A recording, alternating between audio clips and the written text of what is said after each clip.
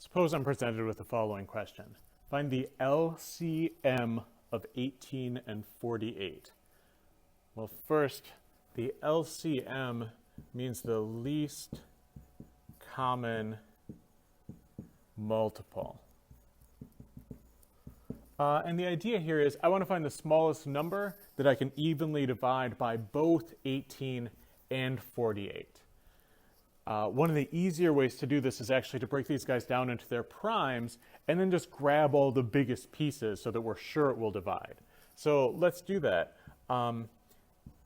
If you remember factor trees, 18 is 2 times 9 and 9 is 3 times 3. So 18 is 2 times 3 squared, right? 2 times 9 is 18. Great. 48 is a little trickier, but it's got to be 3 times 16. 16 is 4 times 4, and both of those 4s are 2 times 2. It's a lot of 2's. So I have 48 is 2 to the 4th times 3. So like I said, what I do with those is I'm going to take them and write them down here, right? 18 is 2 times 3 squared, and 48 was 2 to the 4th times 3.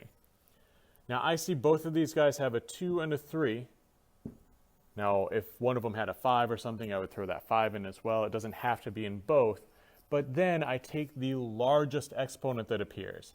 Here between these two 2's, 4 is larger. Here between these two 3's, this is really a 3 to the 1. That's a 3 squared, so the squared is larger. So I would take 2 to the 4th times 3 squared. That gives me 144. Now I can make sure that this is at least a common multiple by dividing quick. So I claim that 18 goes evenly into 144. And if I look at my cheat sheet here, it should be 8 times. 8 times 8 is 64. 8 times 1 is 8. Plus 6. Okay. I also claim that 144 should be evenly divisible by 48. Now again, taking a glance at what I've got on the board already, it should go in there 3 times. We'll see if I'm right. 3 times 8 is 24. 3 times 4 is 12, plus 2 is 14. Okay, so I've showed you that this is a common multiple.